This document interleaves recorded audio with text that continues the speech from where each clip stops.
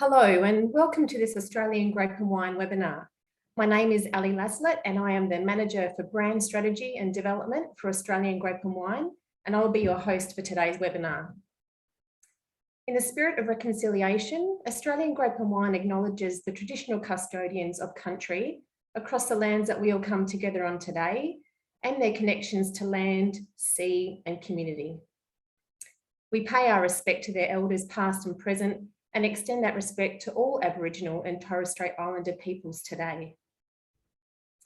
Today, we're presenting the research findings from the Starburst Insights report, Uncorking New Opportunities for Australian Wine in Japan and South Korea, on consumer insights of the Australian wine category in the emerging export markets of Japan and South Korea. In developing this report, we have worked to complement Wine Australia's marketing program. By focusing on the point of view of the local consumer in Japan or South Korea, we are encouraging a better connection of our current supply-focused offering with a demand focus. That is, what consumers want and how they like to purchase it. This piece of research was commissioned by Australian Grape and Wine using funding received through the Department of Agriculture, Fisheries and Forestry's ATMAC grants program, and was designed to assist the Australian wine sector to grow demand in diversified international markets for the category. We have been working and continue to work closely with the Department, Austrade, Wine Australia, and state and regional wine associations to build opportunities for brand owners to find new markets for Australian wine to be experienced and enjoyed by consumers globally. As part of the ATMAC marketing program of activities, Australian Grape and Wine enlisted the services of Paul Henry and Andrew Stark, who developed the framework to deliver growth through market diversification, from which the ATMAC marketing project was created. Andrew Stark is a strategy and marketing consultant, as well as working with Wine Communicators of Australia. Prior to moving into consulting, Andrew held senior marketing and operational roles at Accolade Wines. Paul Henry is an industry strategist known for his former role as General Manager Marketing for Wine Australia, and later for his consulting work with Barossa Australia and as his current chair of online retailer Vinamofo. Today, we are pleased to have Andrew and Paul present and break down the findings from this report for you, so you can really understand and, most importantly, apply the findings to your business's exporting activities. This webinar is being recorded for you to view along with the links for this and other resources, which will be available on our website later today. We will also have time for a Q&A session at the conclusion of the presentations, so please use either the chat function or the Q&A function to submit your questions, and we will address them in the Q&A session. So without any further ado, over to you, Andrew and Paul. Thanks, right. Well, thank you very much, Ali. Great to be here. Thank you very much for all your time. I'll echo Ali's acknowledgement of country. I'm coming to you from the Gadigal land of the Eora people and pay my respects to elders past, present and emerging. So today is not designed to be a page turn. The research deck that we got from Japan and South Korea is about 70 pages long. So unless we had half a day, then we can never do it justice. So what we want to do is provide some of the headlines from it, but also to provide you, everybody on the call, with a little bit of context. Ali will be making the presentation available to everybody at the conclusion of the call. So absolutely encourage everybody to dive into that, because depending on your organisation, depending on your brand, depending on your scale, there are different things to take out of it. Everybody will find their own little nugget in the presentation. The underlying theme, though, is understanding the consumer, their needs, and then working backwards, which is something that we do in some markets, but it's not a universal approach. So trying to embed that as a way of working. So the other thing that we will do is Paul and I, together with Wine Australia, certainly acknowledge both Paul Tarali, General Manager of Marketing, and Pete Bailey, who's their Market and Analysis Manager, have been heavily involved in this as well. So we've brought out 3 what we think are really important points that are good general insights, that regardless of who you're representing, that there is something that you can do tomorrow that will put you in a better position than you are today. We'll then, as Ali mentioned, have plenty of time for Q&A. And neither Paul nor I nor Ali treat this as a last chance saloon. If you go and look at the research later on in your own time and you have subsequent questions, send them through via Ali, and we'd be delighted to get in touch and dig deeper into those. Now, I will say, because Paul's too much of a trooper to mention it himself, but he is knee deep in the wonders of coronavirus. So we'll try and use him sparingly, but his insights and strategic mind are invaluable. So we'll make sure that we don't kill that. Very quick caveat, and I know that virtually everybody, if not everybody on this call knows that, but it's always worth restating that the output of market research is almost always to find a bullseye or a sweet spot. It's not to describe absolutely every consumer and every single consumer mission. So we'll talk about the sweet spot consumer. We'll be talking about where the center of gravity is in both markets, in Japan and South Korea. Obviously, it goes without saying that there will be some brands that can operate well above the sort of price points that we're talking about, and there will be other brands that can operate wonderfully well below those price points. We just want to be clear, though, that by operating above and below, you are outside of that kind of that bullseye or that target. So the way you go about it will be slightly different. And we certainly don't want to get to the end of this and expect every single brand to suddenly shape shift, change what they do. It's about knowing what you do and then that convergence, that Venn diagram with the consumer opportunity. But unless you understand the consumer opportunity, you're kind of fighting with one hand tied behind your back. So when we talk about the consumer in Japan or the consumer in South Korea or the opportunity, there'll be some brands that's not necessarily salient for, but again, just going in eyes wide open and understanding that if you're not going for the sweet spot, then your approach is going to be slightly different. So we're not describing a universal. There are always going to be exceptions to the rule. So the research itself, we had three major objectives. The understanding why the consumer buys wine, why they consume wine right now, and then what are those barriers to entry, and therefore what are the opportunities? So number one, we wanted to understand how we can grow the category. The second point's critical. By understanding the opportunities, we can better execute plan. We can use our resources better. So really, if there's one thing that comes out of this for everybody, it's efficient and effective use of resources. If you're going into the right market with the right approach and using the right partners, ultimately you'll make more money. And so this is as much about improving resource effectiveness and resource usage for members and for everybody involved in these markets. And finally, I'm betraying, Paul and I are betraying our own background by saying that we always want to start with the consumer and work backwards.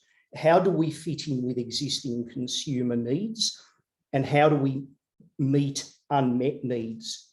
The reason being is it's always easier to work within existing consumer behaviours and then incrementally build on those rather than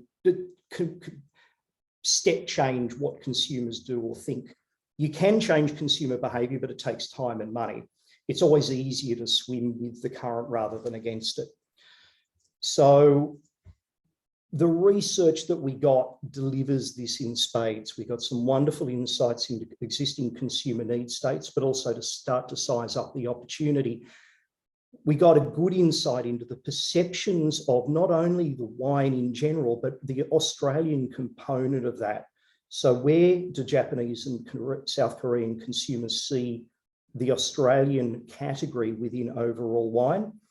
And what are our opportunities? What are our strengths that we can build on? But also, where are we at a relative competitive disadvantage from other suppliers or other producing nations? And what do we then do about that? And the final part is the so what. So like I said right up front, what do we do tomorrow that will put us in a better position than we are today as a result of these insights? Now, I'll say up front, I've got lots and lots of screen grabs from the presentation. This is a way of contextualizing and a way of giving you signposts and maps. They're not big enough to read, and I don't intend to be going into each of them individually.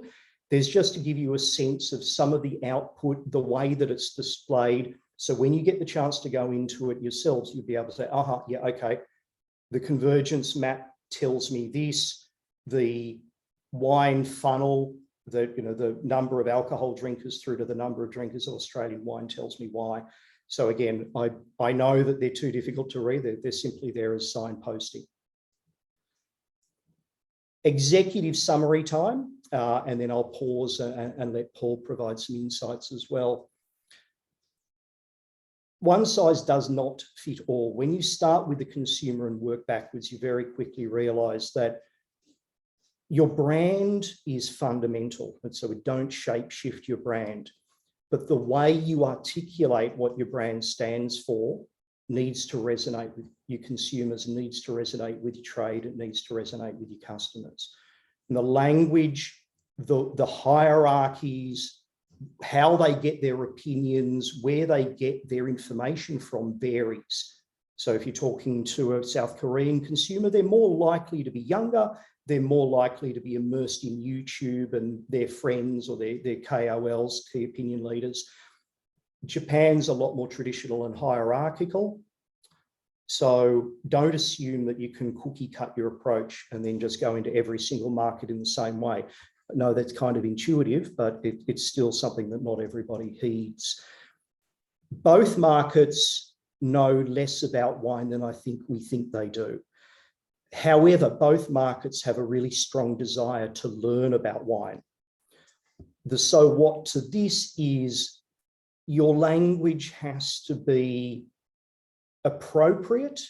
So don't resist the temptation, of course, unless it's audience appropriate. If you're talking to high-end sommeliers, of course, you're going to talk about the detail and the minutiae.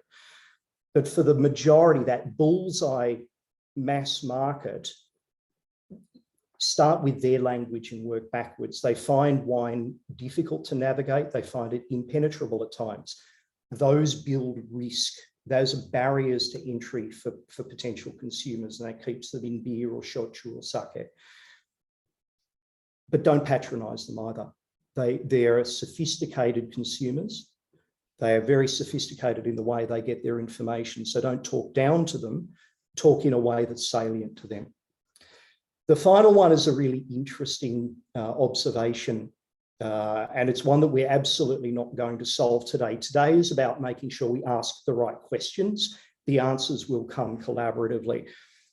In both markets, and remember, we're talking about Japan and South Korea. This doesn't necessarily hold everywhere, but in these two markets, Australia doesn't have an emotive connection. It's very much if you're thinking features and benefits, we've got the features, but our main feature is that we're value for money.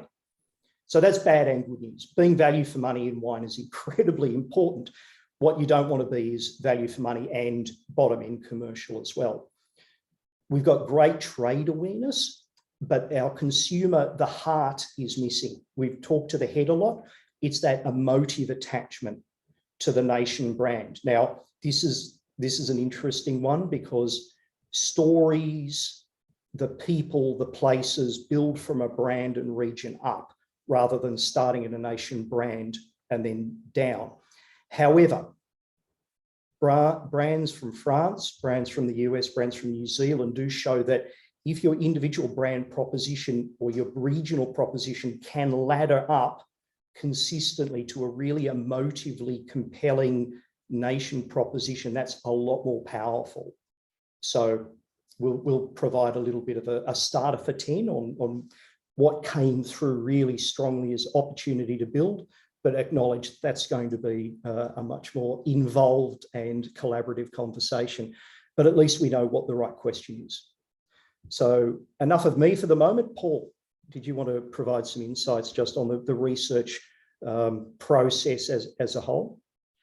Yeah, I think those three observations are, for me, the fundamental things that I hope people will leave this presentation with, and it's worth maybe just giving them a little more emphasis right at the beginning.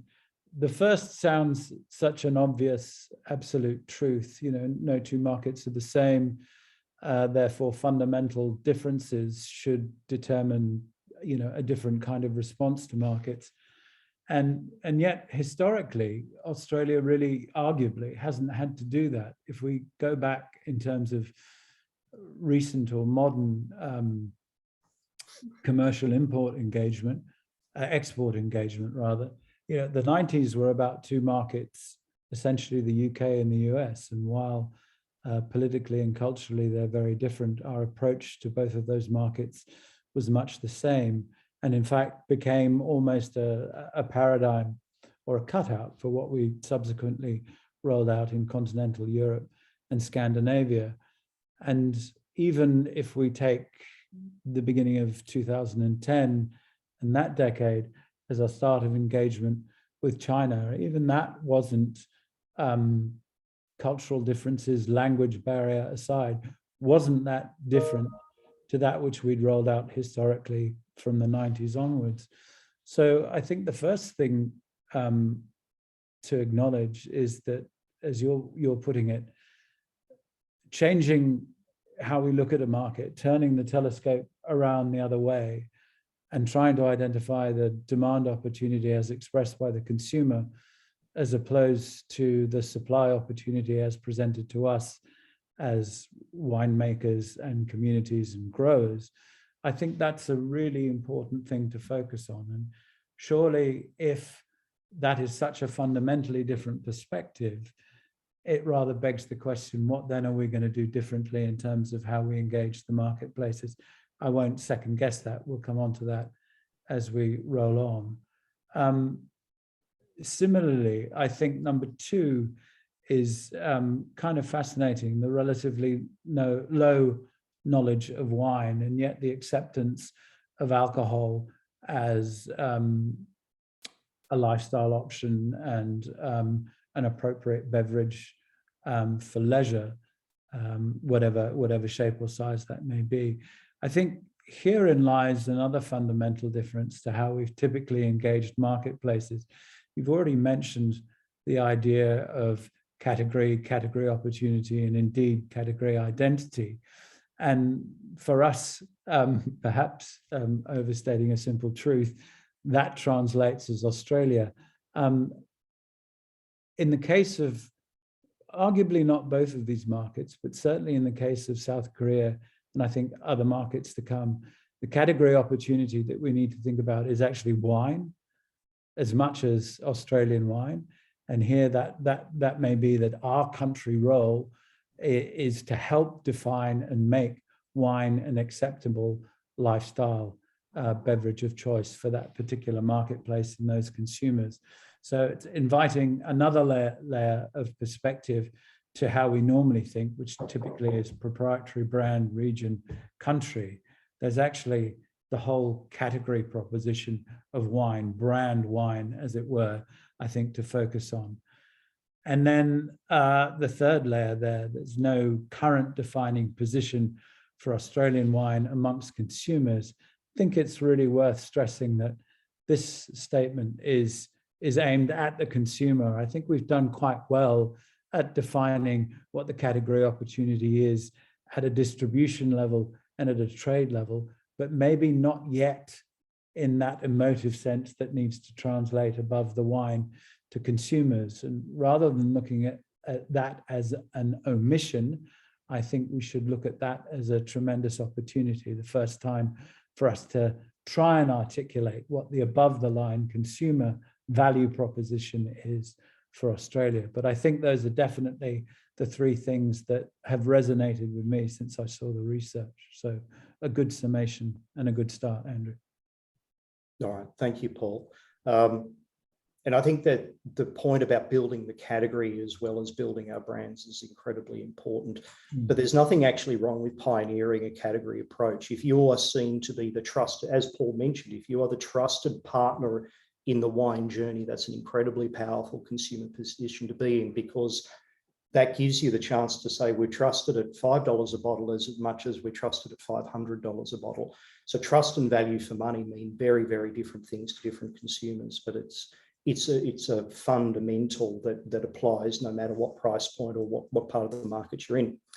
So we would like to talk in threes. So what we're going to do now is take you through what we took out to be the three really fundamental truths that came out of the research. There are probably 30 or 40, without fear of exaggeration, individual insights in there. Then when you go through the deck in your own time, you'll see that there are lots of wonderful little nuggets that you'll be able to apply to your business regardless of what that business is. So again, these three are meant to be at a thematic level.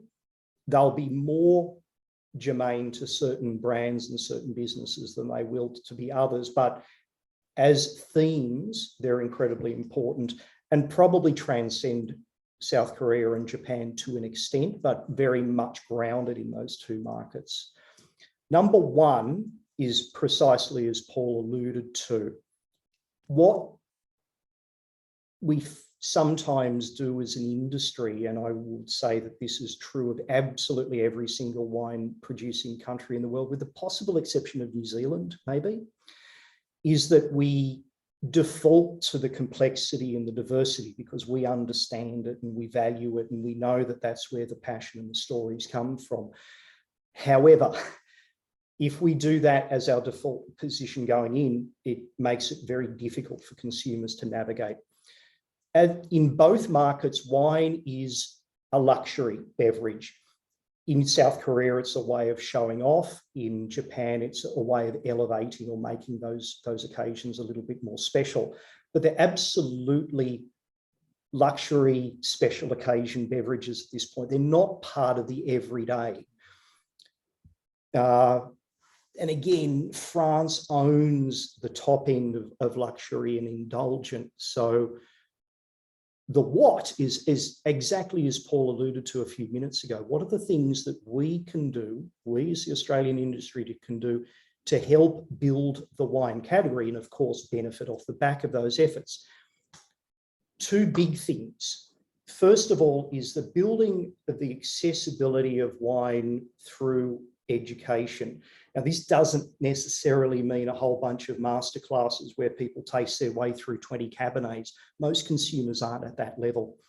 It's understanding their lifestyles and where wine fits into those lifestyles, in particular mealtime and those social bonding occasions, but low tempo. So we're not talking clubs and discos, we're talking intimate, smaller pubs, clubs, dining experiences, and making wine easier, making wine more relevant to those occasions. So the food element is incredibly important in both countries. Different, but very much the same in levels of importance. So the Korean cuisine bursting with flavor, people who are on the call that will know that there's a lot of flavor, there's a lot of intensity, it's rich. In Japan, a little bit more delicate, a little bit more nuanced, but culturally food is incredibly important to both. So having wine being fundamental to that, and there's no barrier to that.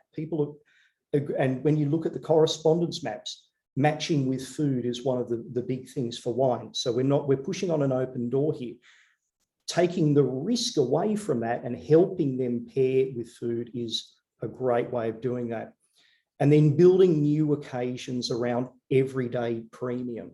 Now that sounds counterintuitive, but keep in mind these markets, premium is, for them, wine is special occasion. So giving them the license to take it out of the special and into the everyday, again, will create new consumption occasions. And remember, if we can sell one more bottle of Australian wine to each wine drinker in Japan, that's almost 3 million extra cases a year. If we can sell one more bottle of Australian wine to each wine drinker in South Korea, that's over 1 million cases. So we're not talking massive step changes. But as Paul mentioned, Korea is one of the highest per capita alcohol consumers in the world, but one of the lower per capita wine consumers. So we've still got a job to do. So we've talked about the what. We've just talked about the so what, now what. So like I've already said, the now what do we do tomorrow is how do we build those food and wine pairings? So whether you're talking about your retail events, and the Shinsegae promotion that Austrade and Wine Australia paired with recently in South Korea is a great example of this. Cross-category fertilisation, building that association of Australian wine with Australian fish, with Australian meat, potentially with Australian dairy, because they're all really strong categories in both markets. Help fit into their lifestyle, the dishes that they're eating, and show how Australian wine is the perfect accompaniment. Now, that can be your collateral, it can be your tasting notes, it can be your QR code, digital assets, it can be the trade events that you do. But they resonate, they work, and Japanese and South Korean consumers are absolutely up for the journey. Low tempo socializing, and by low tempo, I mean, like I said, restaurants, wine bars, izakayas, we'll get to them in a sec. Giving people new ways of interacting with wine. Again, these are ways to help build the category, but have Australia as that trusted partner as part of it. So again, think of ways that we can cross-pollinate. Australia has a really strong reputation and a really strong set of imagery in these markets, but Australian wine isn't necessarily taking advantage of that 100% of the time. So what can we do? But again, the food and wine pairing is incredibly important. The final one is just that distribution, and that is just simply working with your distributors and your importers on how do you break in. And anybody who knows the Japanese market in particular will know that your traditional izakaya is sake, it's shochu. It's not a lot of wine, and heck, not a lot of Australian wine. If we can find a way in, if you've got the right partner and you provide them the right incentives, it's an incredibly powerful venue. And you can say that equally across specialty stores or anywhere where you get a chance to have an intimate conversation with the consumer. So really all of this is around how do we make wine consumption easier, whether it's like I said, on-pack, whether it's retail promotions, whether it's on-premise distribution focus, or whether it's your digital collateral. This is an incredibly big opportunity, and it's the single thing that could step change volume. But it's also a great way of having conversations, because it's saying to retailers and sommeliers and food and beverage managers, we want to be your partner in helping you make more money. And that always tends to get their attention, regardless of what market you're in. Okay, Paul, that's all I wanted to say on this particular point. How did you read this? Yeah, very much the same, and it underwrites that idea that I hope we established right at the top of the piece, which is the need to build brand wine as much as the need to build brand Australia. And your word was making, wine more accessible, or I always like to think making wine more relevant. I think one of the things that we can learn from the past is that democratizing wine doesn't necessarily mean coming in at the lowest price point. And that's something that we've done in other markets. And it might be tempting when we look at the inventory pressure and the supply situation as it currently sits at the moment after, another close to average vintage this year, which just puts more pressure on. I think it's really important, yes, accessible, but not to use the leverage of price to encourage accessibility. We have to find other levers to push to make wine, and Australian wine in particular, something that new consumers within these new markets feel comfortable about gravitating towards. So it's to ensure that premium continues to translate as value, and that we don't fall into the trap of using the usual retail lever of fast, good, cheap to build a franchise. That doesn't endure. No, absolutely. And one could argue that we are at a relative cost disadvantage to nations like South Africa and Chile, and even parts of the US that have incredibly efficient value chains. So competing for the bottom end is going to be difficult to sustain going forward. So yeah, Paul's exactly right. Is if you're thinking about the Australian category, that sweet spot in both markets is about that $10 to $30 equivalent for us. So do brands operate above that? Absolutely. So it's not to say that once you get to $30 equivalent Australia, that forget it, here be dragons, there's no point trying. Be aware that for the majority of consumers, that's about the price point in either the wine or the yen equivalent, where they start to flick across to France and Italy. So this that's absolutely right, Andrew. And I think it's challenging because increasingly, I think we've seen that markets have become quite polarized, and that you fight for entry point, or you're there as an ultra premium, somewhere above popular premium, and there's no marketing graduate or commentator that would advocate the middle ground. And yet I happen to think that that's possibly where Australia is at its strongest. And I think that we need to challenge all of our accepted learnings about how and where we need to be positioned. I happen to think that I can't think of another country that can take on Australia as effectively in terms of value for money, accepting that you've got to break over that barrier of premium, and whether that simply sits at that, at above $10 retail or equivalent. I mean, I hope that that's closer to 15 and 20, because that's certainly where it needs to be once again, if we're going to build sustainable markets that are sustainable, not just in terms of market opportunity, but sustainable in terms of our internal and domestic value and supply chains too. It's got to work for everybody that plays a part. And again, I don't think traditionally that's always been the perspective with which we've gone into marketplaces, but I think we need to be, courageous, and we also need to be honest about what value for money means. Has to mean that there's something in it for everybody. Yeah, and I think that's a thing that certainly came out from both markets. The premium doesn't necessarily mean super expensive. Now, the way you articulate that can vary. And certainly, a marketing campaign saying, Australia, we're pretty good. We're absolutely not advocating that.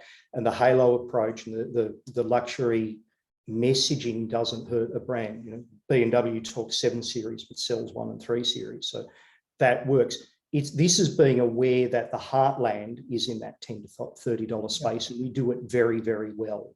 So how we then go about articulating that as a nation brand is to be talked about later on. But eyes wide open when you're going into these markets. Your sweet spot for Australia is in that sort of what we in our market would be that 10 to 30. So again, can brands thrive above that? Absolutely. Their approach is going to be different, though. Their language and the way they talk is going to be different. But Paul's exactly right that there is absolutely fertile opportunity in that mid-range, that Australia makes some stunningly good wines at a really accessible price point. So, I'll use Pernod Ricard or Jacobs Creek as an example. Good premiumization from them is going from Jacobs Creek Classic to Double Barrel, or Barossa signature, it doesn't mean leaping majestically straight to the president's election in St Hugo. So that ground is really strong, and it's a huge opportunity for Australia. Which segues very nicely into the second point that came through for Japan and South Korea. Again, I will highlight that this is very specific research. I'd argue probably not a million miles away from the truth in other markets, but we're talking very specifically about these two, which is Australian wines don't have the same degree of really visceral differentiation that, say, France or Italy or the US or less so New Zealand, I guess, but New Zealand is very much a Marlborough Sauvignon Blanc category in these markets, particularly. Now, the uniting or unifying feature of those three markets is the nation brand has a very strong set of imagery, that France is traditional old world luxury. Italy, that bubbly, Le Dolce Vita, and it's no surprise that Italy really runs off the back of its sparkling portfolio in these markets. US is seen as modern, as progressive, a little bit of Hollywood glamour coming in. So the way that their wine brands ladder up to that perception, and the way Marlborough Sauvignon Blanc ladders up to 100% pure, is really powerful because there is an emotive connection. And I guess this is the point that we're trying to make. We're certainly not trying to solve what the nation brand marketing should be. We're trying to make the point that those brands, those categories that are synergistic with the way that the nation brand is perceived, have a natural advantage because they speak to the consumer's heart rather than just the head. However, the converse of that is that there are certain really interesting positionings that Australia has that dovetail quite nicely into wine. Now, this is not meant to lead the witness at all. This is simply an observation for the market that I think could help inform later conversations. But the fact of the matter is that Australia pretty well universally, well, for the majority of consumers, is seen as value for money. Great flavour. Flavour comes through really positively in both markets, but lacking an emotive response. On the plus side, we're a little bit of a blank canvas. There's no negativity towards Australia. There's just no positive association. So what can we do about that? And I've blown this slide up a fraction because it is a little bit interesting. This is called a correspondence map. So it's talking about in South Korea and in Japan, what are the perceptions that are common? These green circles tend to group New Zealand and Australia together in sustainable and natural, which I think is really exciting. That's a really powerful position because there's something innately sustainable in the way consumers perceive wine. They think that it's quite clean. The really interesting insight is sustainability means something slightly different or something nuanced in Japan and South Korea compared to, say, Australia. For us, I would argue the majority of us think about sustainability in terms of the land and the earth. We think about it in viticultural practices, our co-generative and regenerative power usage in our wineries, our whole of life carbon footprint. For Japan and South Korea, it's much about sustaining yourself. So whether you talk about food safety, whether you talk about the nasties, the chemicals, the artificial ingredients that they see in a lot of food categories. So sustaining yourself is just as important as sustaining the environment. They work hand in hand. And there is a sense that Australia and New Zealand don't have as many chemicals and as many nasties in their words as, say, other categories from other markets. So that's quite an interesting position. And I know Rachel Triggs, if she's on the line, would be rubbing her hands because it absolutely is part of that sustainable wine growing Australia piece, but make it relevant for consumers as well as the value chain. The other thing that came out, and again, this I think is probably more specific to Korea and Japan than, say, other markets, but it's an incredibly interesting insight. The idea of relaxed excellence is incredibly powerful. By that, I mean the idea that you don't have to work 150 hours a week every single week to produce something world-class is enticing. Both Japan and South Korea have incredible work ethics. You know, they'll work long hours in their first job. They may go home to a second job driving an Uber after they've finished in the office, and they're probably working a weekend job as well. The idea of stopping, taking a big deep breath and being transported to this land of beaches and wide open spaces, and just to slow time down for 20 minutes is a transformative experience. And that, if we can encapsulate that, if we can embody every time you have a glass of Australian wine, you're being transported to this place where just time slows down and you can have that stop in an incredibly busy life, but without compromising the quality of the experience, without compromising the quality of the product. That relaxed excellence is incredibly powerful. And we're talking about the start of that emotive connection. Again, the great brands speak to the heart.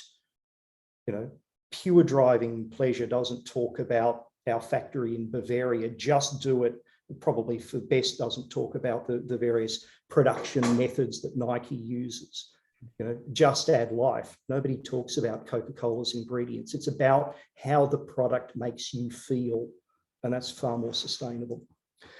So I'm actually going to let Paul talk to this slide because he articulates this so much better than I do, but I will kiss this particular section off by saying, as a brand marketer, you always want to have an emotive connection with your consumers because that builds a long-term sustainable relationship. If it's all about the features, you're always going to be a little bit transactional. Paul, over to you. Andrew, I think you've just nailed it with that and the relevance of your choice of words. It's not just about the features. Goodness me, as a community, we are obsessed with features in wine. And I think the invitation here, just as we've turned this telescope around and started looking at the potential demand driver, i.e. the consumer perception as opposed to our supply opportunity, in the same way that rather than talking about features, the ability to articulate the benefits both of wine and more specifically of Australian wine is I think the big opportunity. And I think we have to ask ourselves, certainly the feedback and the data suggests that we've not yet established a clear consumer proposition that Australian wine has in either of these markets. And you might say that that's fair enough for a market like South Korea, where wine as a proposition is relatively new, and certainly as a mainstream proposition is still emerging.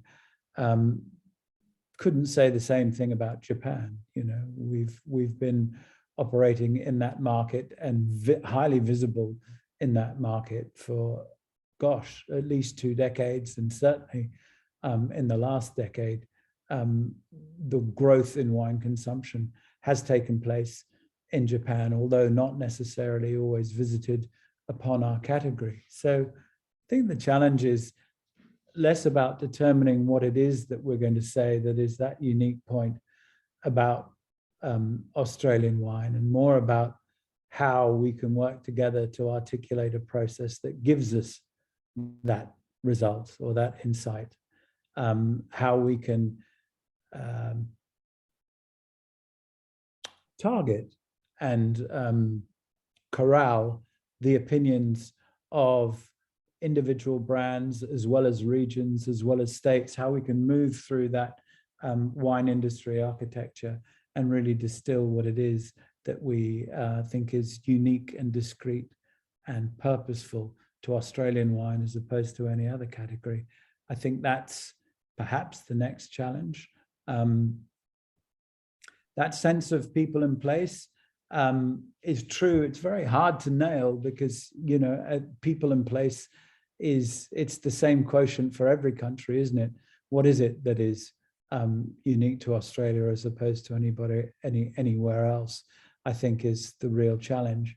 And making sure that whatever it is that we articulate is something that we can make as a consumer promise, and that sense of building trust is being something that keeps its promise. You know, a great brand is a promise always kept. What is it that's singular and unique and universal to Australian wine that can't be visited upon any other producing country? I think that's still a challenge that we've yet to uncover fully. And yet I think that these relatively new market opportunities are perhaps a place to pursue that. Now, thank you, Paul. And to be fair to you, you absolutely did say it better than me. The kiss off for this, I think, because at an individual brand level, there's always a temptation to look at this kind of insight and go, wonderful. I don't disagree with a single word you said. So what? What do I do differently now that I've got this insight beyond knowing that we have to stand for something emotive? How is that helpful? To mangle a message from Julie Bishop at WineTech a couple of weeks ago, talking with one voice is always more powerful or easier to understand than trying to understand lots of voices that are all saying something discordant. If from this slide, the thing that we do differently and do better tomorrow is that better coordination and better collaboration to build upon each other's stories rather than at times contradict ourselves in market, not contradict, but maybe come at the same conundrum from completely different directions and add to that level of confusion will be progress.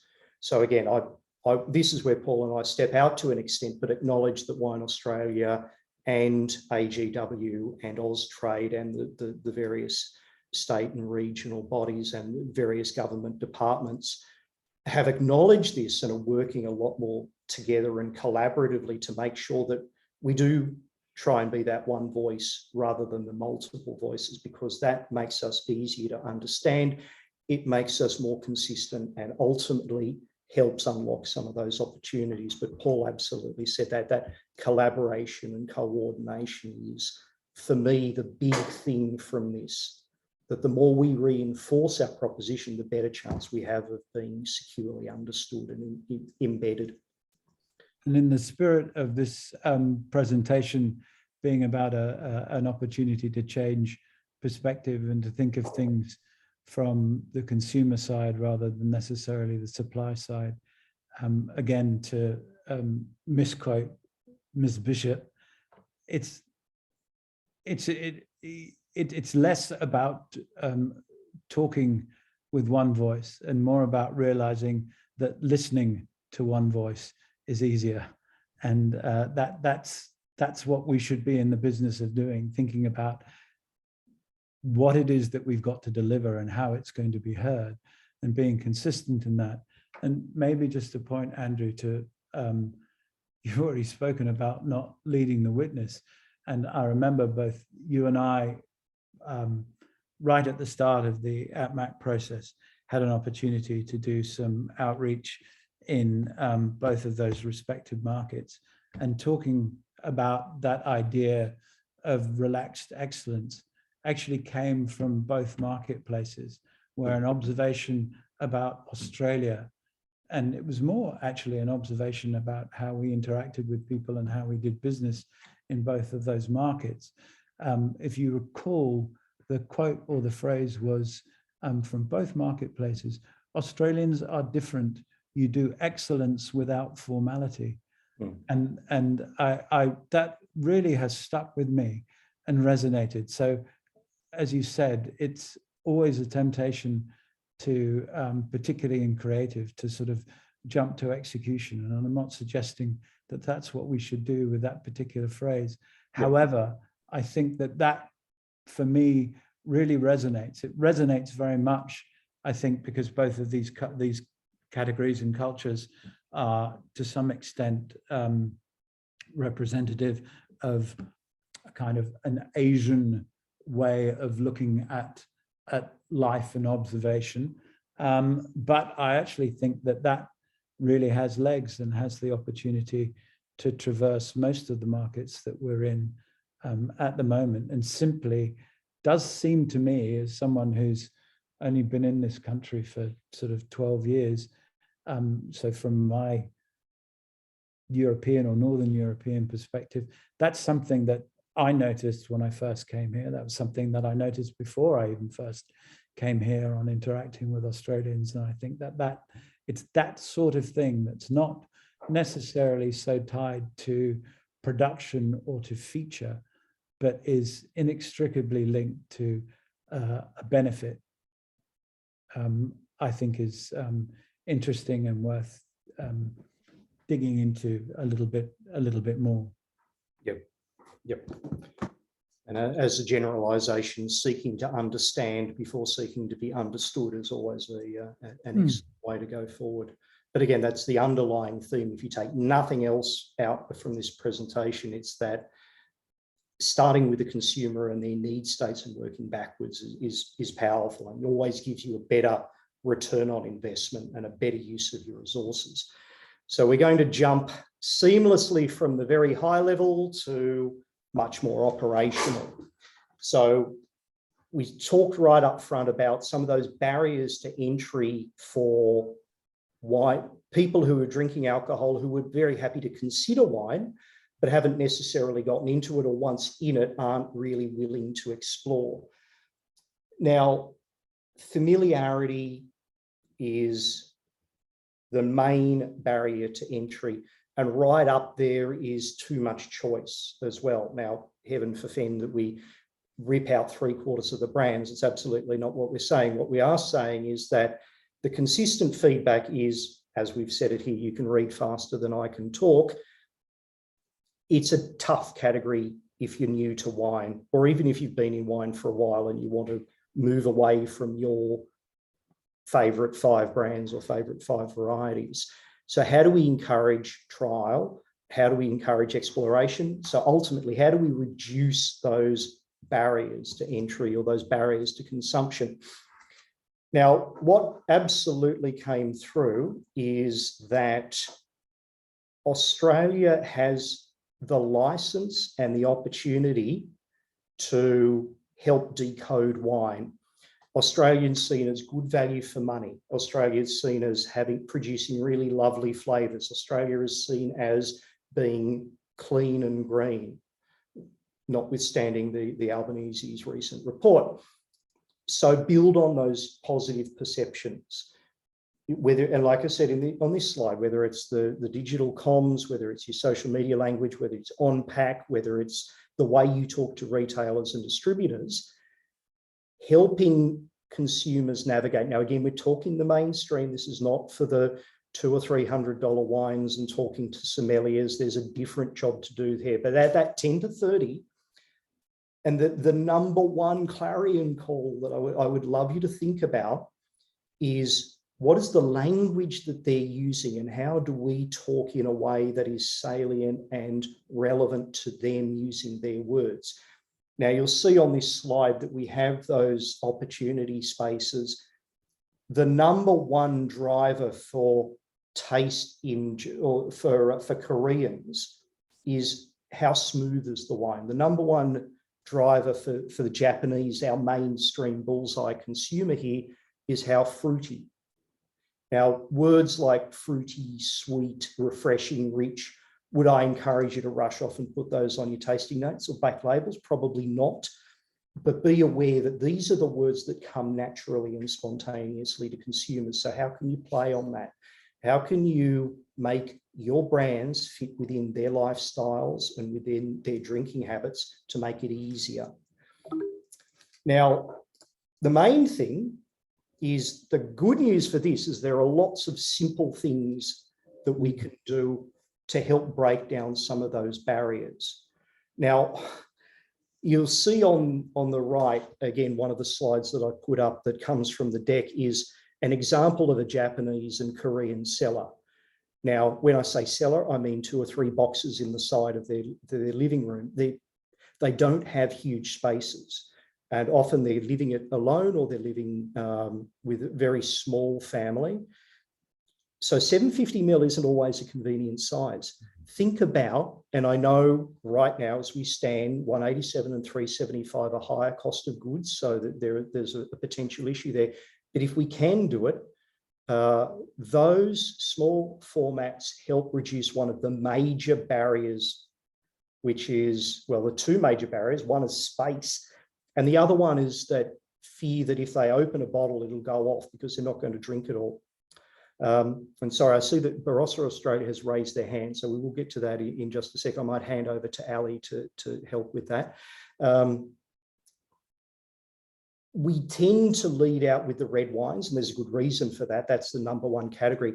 What came through from the research, and when you get to the chance to look at the deck, the slide below at the bottom there is the one that says that rosé, white wines, sparkling wines are also opportunities, more so in Japan, but certainly within Korea as well. So there are opportunities to go a little bit sweeter, without saying sweet, more refreshing, lighter styles. Those are styles that are probably a bit underdone, but opportunities. Use your pack to help match with food, to help speak in their language, to help build those pieces of information. Speak in their language, I think. The final point is that, similar to that Shinsegae promotion, that partner with other categories within Australia that have really powerful consumer credentials, like meat, livestock do a fantastic job in these two markets, seafood, dairy, match with them because they really resonate with these consumers. So those cross-category promotions that ladder up to this really clean and pure land that they perceive Australia to be can be quite powerful. Sorry, we'll just pause. Ali, can you see whether Barossa Australia are potentially having problems? I'd hate to be halfway through. No, it's all good. It's all good. All right. See, I'm unfortunately a typical magpie. I get distracted by shiny objects with the hand coming up. I thought, oh, it could be urgent, and we are consumer and customer facing. Paul, what insights did you have to bring with this? I really think you covered it for me, and it's perhaps easy because you've mentioned that there's a significant opportunity cost involved, but I think if there's a single stroke that one can make, it's that small format pack, because that fundamentally translates into listening to the consumer and recognizing where they're at in their current wine journey, and meeting them halfway, I think, is giving them an opportunity to trial without there being too much risk. And I think whether it's 187s or whether it's half bottles or both, that would be the nettle that I would grasp out of all of those things. I think the food pairing ideas, that's something that we talk about in every market, and it might be tempting to say, well, that's hardly a eureka moment. I think that how we respond to that and the challenge of that is how our industries, whether industry institutions, whether it be through Austrade, through AG&W, or most likely through Wine Australia, is making those opportunities happen, developing those partnerships with MLA or seafood, or, as you mentioned, dairy, and getting those to regularly populate what a market program might look like, maybe even as much as on a seasonal basis. So I guess that's a minimum of 1 and a maximum of 4. But I think that rather than just having a null observation that wine works with food, building some infrastructure around that really helps us deliver that on behalf of our stakeholders in market. And certainly, if the overall theme is one of driving the opportunity for wine as a preferred lifestyle beverage of choice, which it certainly isn't at the moment in South Korea, although there's a great deal of energy and interest around that consumption and events that demonstrate not just how to taste wine, but more importantly, how to drink wine, and how to drink wine with a national product such as beef in Korea that is absolutely a mainstream sort of popular champion, then I think that makes sense. So it's about, I think the next step is about taking what was originally data, presenting it as insight, which is, I think, what we've intended to do with this presentation, and more importantly, with the discussion that comes, and then making those insights into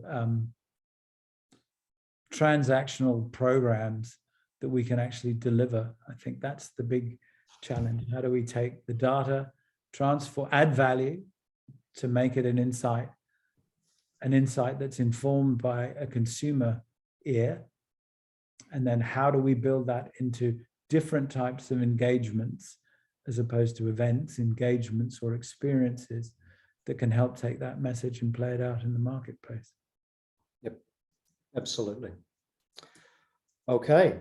They were really the main points that we wanted to go through. It said right up front that we'd leave plenty of time for questions and answers. But just to reiterate, if you take nothing else away, probably the fourth thing is that the research will actually be available to everybody, but we'll talk about that in a sec. If the only three things you take away are understand the consumer, because again, trying to change consumer behavior takes time and money. It's possible, but you have to have both. Fitting into their existing lifestyles and then taking them incrementally on a journey is always easier for a brand. Understanding the market helps you, let's cut to the chase, make more money. You make better business decisions, be that through your innovation program, through your selection of your partners, or simply through the amount of time and effort that you put into a particular market. If you're a super luxury niche player, would your first market of choice be South Korea? Probably not.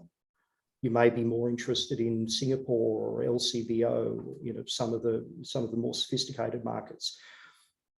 If you do then decide to go in with eyes wide open, understand what your role, your purpose, your fit within that market is, and you'll have a much better relationship with your distributor, and you'll have much better resource allocation. You won't spend a lot of time and money and effort on something that's not really going to stick.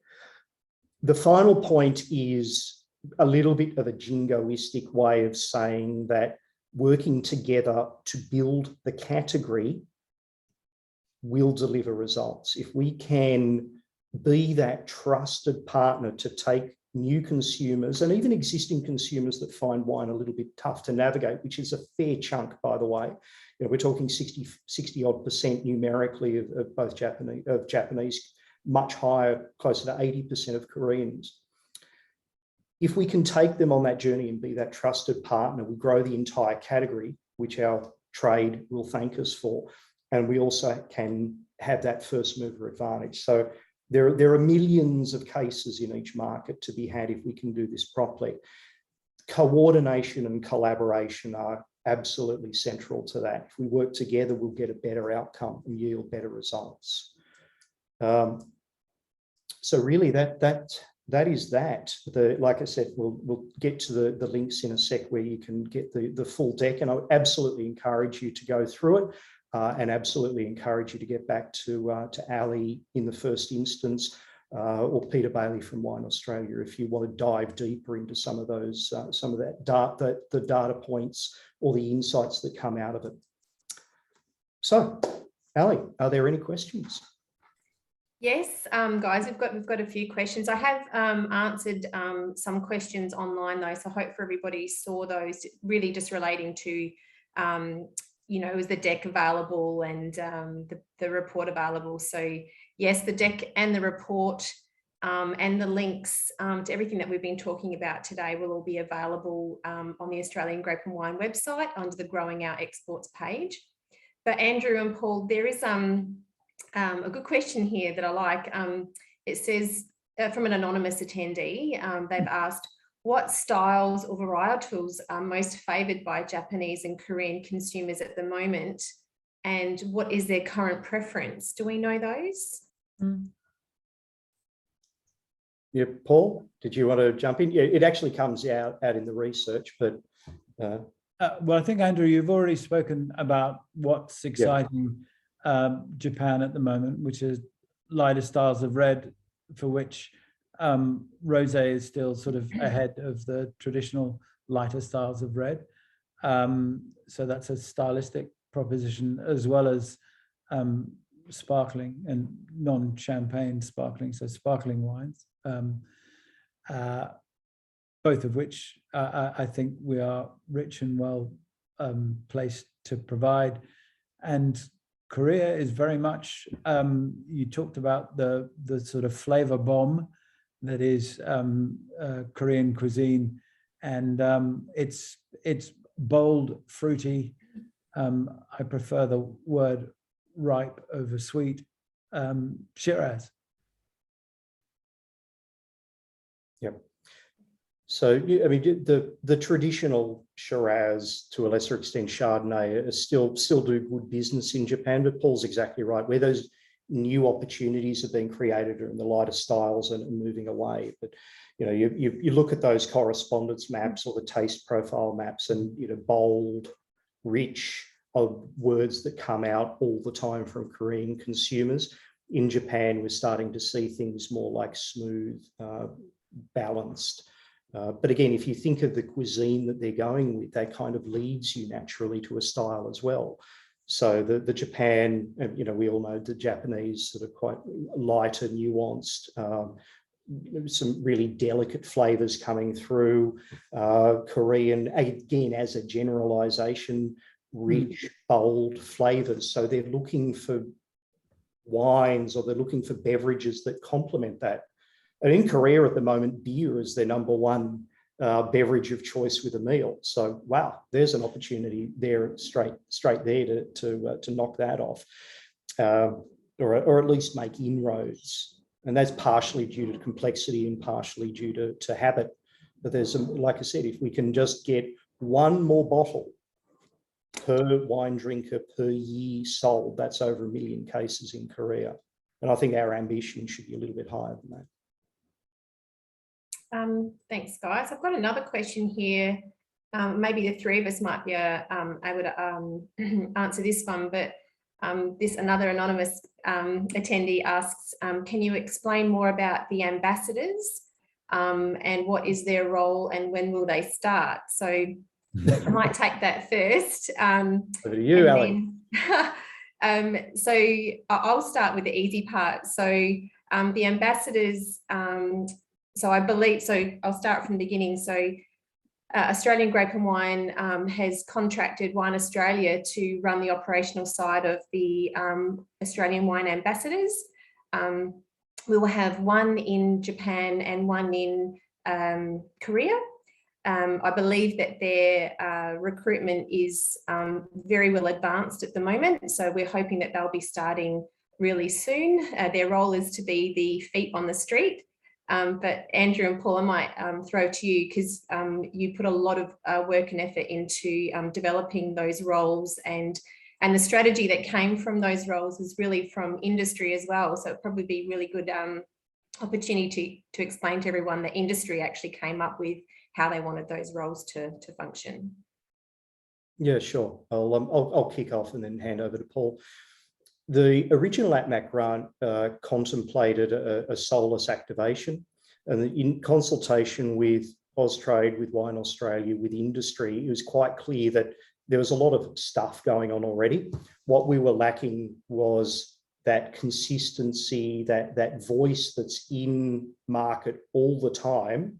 Now, that we do have in other markets, but we're talking specifically Korea and Japan, which historically have probably been have received less funding and less attention than the bigger markets for all the right reasons. So you referred to feet on the street, and it's that ability to influence, but also that ability to educate. So all of the stuff that we've been talking about, consumer trends, who's winning, who's losing, that on the ground intel, is absolutely part of that ambassador. So yes, they're there to do the education. Yes, they're there to help with the events. They play an integral role in coordinating all of the diverse and disparate activity that goes on. They're also there to feed back. So they're there to help industry understand in real time what's going on in those markets. So, you know, Paul talked about emergent wine styles. We talked about new opportunities or white space for NPD. That's all part of the remit. So clearly running events, education is going to be fundamental, and you know, that's the bread and butter of it. But there are all these other advantages, as you say, Ali, of having feet on the street. And that's why we went away from just doing another kind of supernova activation and giving industry a more lasting, more tangible and a longer term commitment to those markets. So it's as much about the commitment to the market, probably more germane in Japan and more of an opportunity in Korea, as much as it was to, you know, just do more masterclasses or more retail events. Paul? I think we go back to the previous slide and think about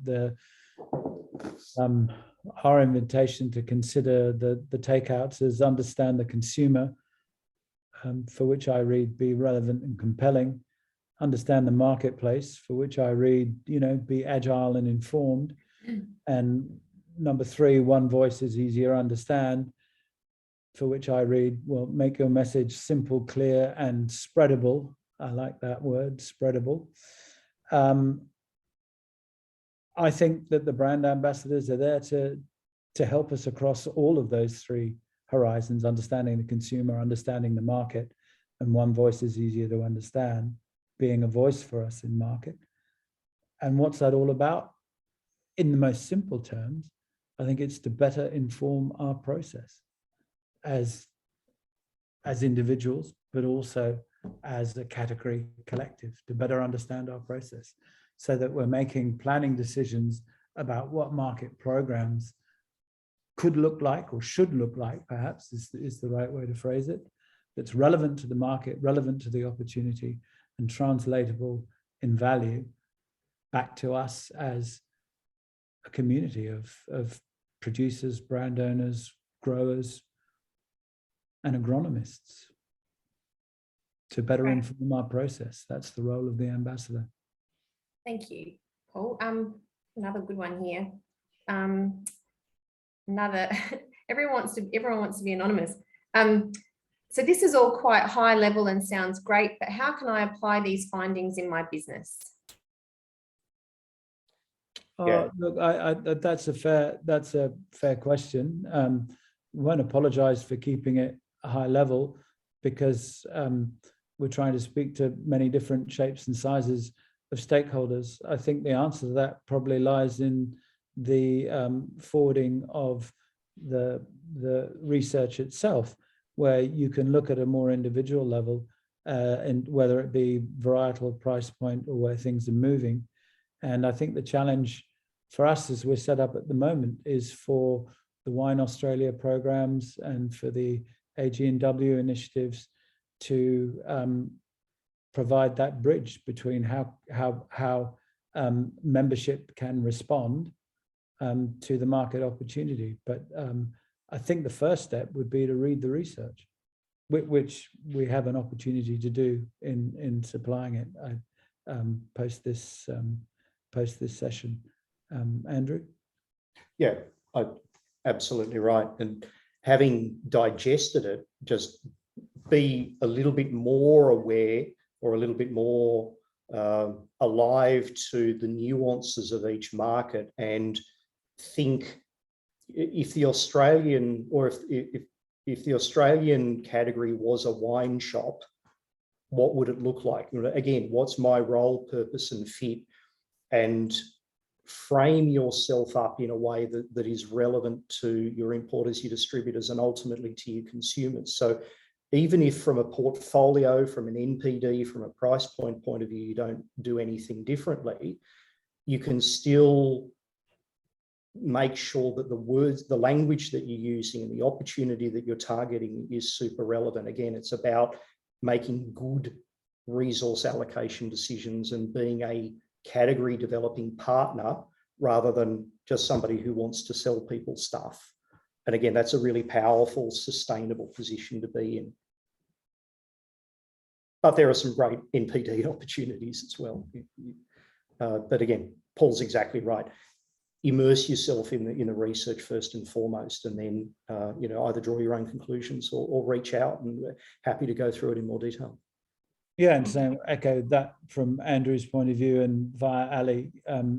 We're not just here for the webinar.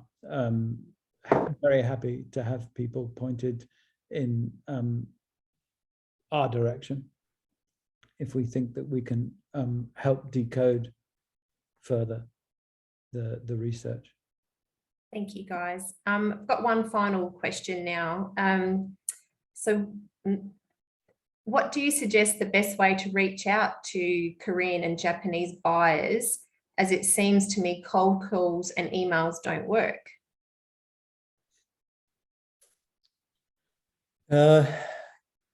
If we're talking about trade engagement, I'd probably encourage them in the first instance to either go through AGW, or certainly Wine Australia or Austrade have excellent resources in place to connect brand owners and distributors.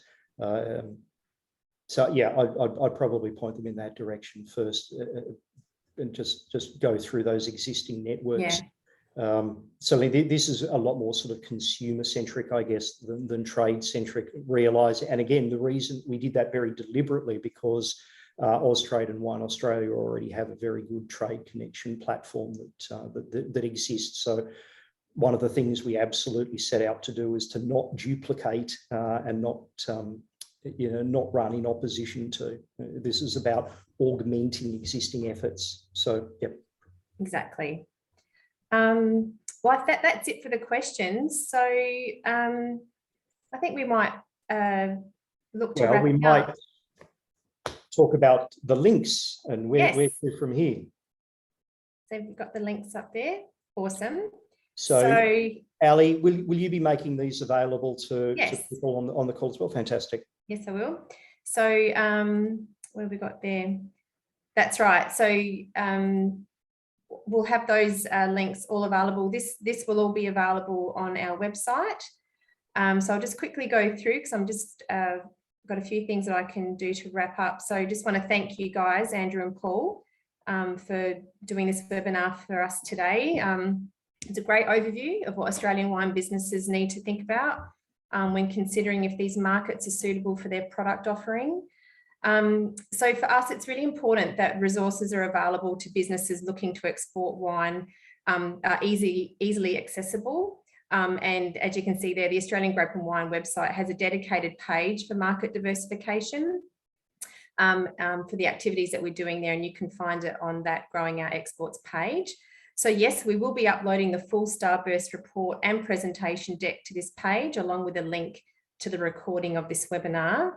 I thought it's probably a good opportunity also to remind all of you on the webinar of the USA Wine Market Tool, which was also developed with funding from the ATMAC grant. So this is for businesses looking to export into the United States. So far feedback from wine businesses is that it's proving to be an amazing and powerful tool for them as they explore opportunities in the US. So this also resides on the Growing Our Exports page. So just also wanted to let everyone know that Australian Grape and Wine will be visiting regions over the next few months with Finlayson's Wine Roadshow and other dedicated visits with regional associations and of course our members. We love getting out into the regions to meet and talk to grape and wine producers. So hopefully we will be seeing many of you in your regions soon. I can't wrap this up without doing a really quick membership plug for Australian Grape and Wine. So thank you to our members who support us. We are a membership-based organisation and don't receive levies outside of our membership fees. So if you're not a member, please consider joining us. You will find information on our membership on our website. So when you're looking for the tools and resources for these export opportunities, please take a look at our membership prospectus. And if you have any queries, please don't hesitate to contact our membership team. So that's it. That's the end of the webinar. So I hope you found value from the information discussed today. And we encourage you to visit our website for further information and details. A recording of this webinar will be uploaded to the website on the Growing Our Exports page under the heading Consumer Insights Report. So thank you for your time and enjoy the rest of your day. Thanks. Thank you all. Really appreciate your time. Thank you, everybody. Bye-bye.